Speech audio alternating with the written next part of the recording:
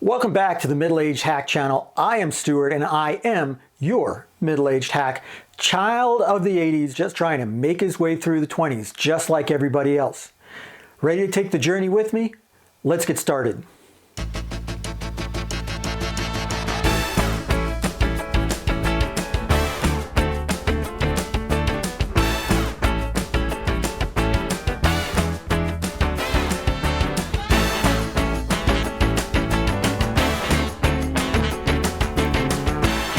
So Apple's newest beta for WatchOS is going to make the Apple Watch Series 6 obsolete. Obviously, previous versions have obsoleted earlier versions of the Apple Watch, and to the extent that I think the original Apple Watch is now completely out of support, so that if anything goes wrong with it, you're just kind of SOL.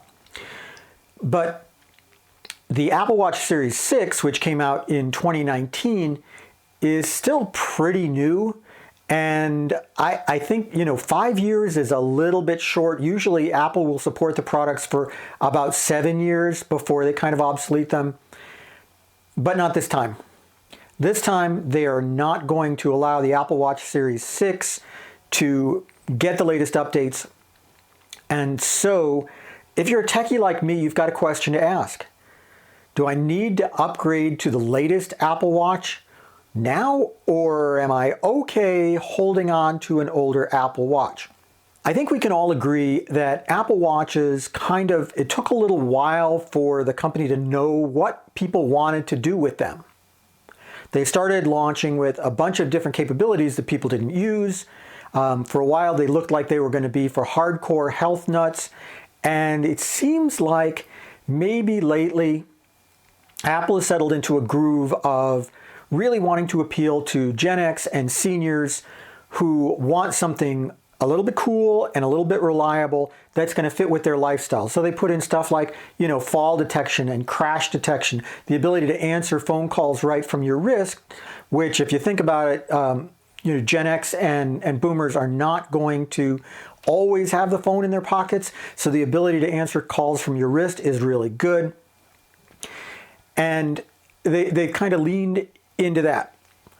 But what it's also meant is that Apple's yearly product cycle isn't as enticing to older folks, so what are you going to do?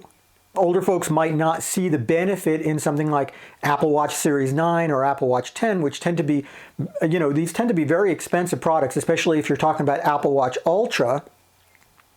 And maybe you're just the kind of person who is using your Apple Watch to see what your text messages are, take a look at the first few letters of your email, answer an occasional call, or you might use it as a medical accessory of some sort. There are certainly a bunch of medical things that will link up to it and let you see where you're at a glance. And for all of these things, you do not need the latest Apple Watch, and you probably don't need the latest operating system. You probably won't for a little while. And therein lies the problem.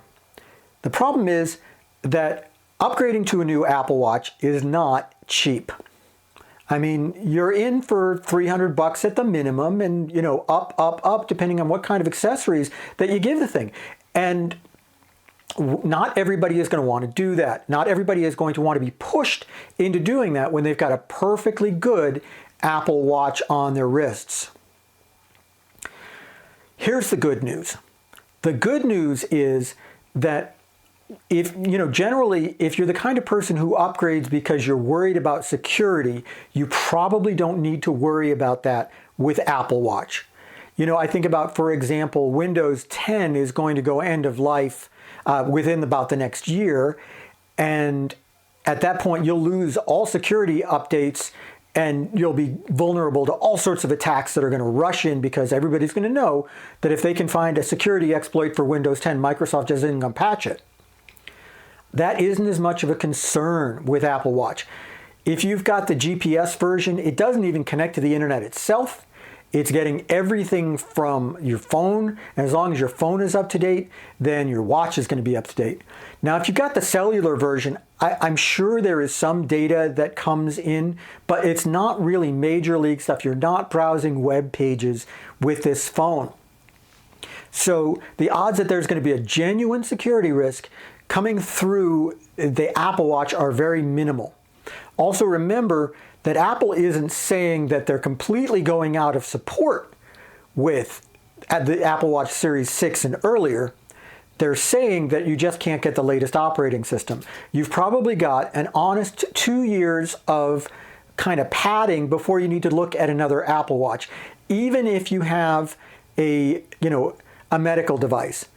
If you look at where we've been in the past, you'll find that most apps will support 1 to 2 versions back in terms of compatibility. I mean, some of them will absolutely require the latest iOS because there's something that they need. But for the most part, you can be on a couple of versions back and they're going to be okay. And I expect that's going to continue on with Apple Watch for the short term. At some point, especially if you're using this as a medical accessory, you're going to have to ask yourself, okay, well, when are they going to stop supporting the watch I've got? And at that point, you will need to upgrade to a new Apple Watch. Another way of looking at this is the actual net cost equation. If you have an Apple Watch Series 6 right now, chances are you can get about $50 in a trade-in from Apple right now if you buy a Series 9, and $50 is not nothing. However, if you wait a couple more years, chances are you will not get anything. I have an old iPad and I wanted to trade it in on a new one. I put in the serial number and everything like that, and Apple said, well, we'll take it off your hands for you, but we're not going to give any money for it. So I didn't trade it in. If you get to the point 2 or 3 years from now that they're on Apple Watch 10 or 11, and you go to trade in your Series 6 or newer, if you get to the point where you're on Apple Watch 10 or 11 out there and you have an Apple Watch 6 or older, well, chances are you're not going to get any money for it at all. And since the cost of Apple Watches has been relatively stable, you're probably better off on a net cost basis trading it in while you've got some value on it. That may soften the blow a little bit. Another thing to remember is that you do not have to get the Series 9. The Series 9 is great. It's got fantastic battery life, and let's be honest, it's super duper bright in broad daylight kind of brightness.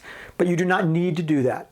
The second generation Apple Watch SE will do almost everything that the Series 6 does. It doesn't have the always on display, but otherwise pretty much the same thing. And remember, the watch will, it will start to show something on the screen as soon as you raise it to your eye level. So it's not like you're losing a whole lot at that point. And generally you can find Apple Watches, the SE version, for under $200 very, very reliably, and oftentimes less than that if you find them on sale. And that also may be a great option for you. Remember, your Apple Watch SE, if you get the same size, is probably going to be compatible with the band that you have if there's a band that you like. So that's another thing that you don't have to worry about. Chances are the 10 and after is going to move to a new band design where your current band is simply not going to work.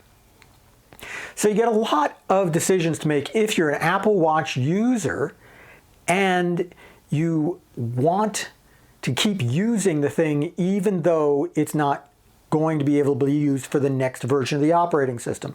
You can stay with what you have, and chances are Apple is going to continue to issue upgrades for it, just simple like security and stability updates for a year to 2. That's very possible. You can trade it in, and if you trade it in on an SE, chances are you're getting in for under $150 on something that's a really good watch and is going to work with your bands. Or you can just wait it out until you have no choice but to update, and at that point you gives you some time to save up. It's all up to you folks. I'm not even sure where I'm going to go with it. So I'll let you know in a future video. Meanwhile, that is it for this one. Thank you for listening and watching all the way through. Do me a favor, like and subscribe. I know everybody says that, and let me tell you, if you are not a content creator, why everybody says like and subscribe. Because we're all trying to get to the point where we can monetize our videos. We need to have 1,000 subscribers in order to monetize a video channel, and that can only come from you. So do me a favor, like, subscribe, leave a comment below, and I will see you next time on The Middle-Aged Hack.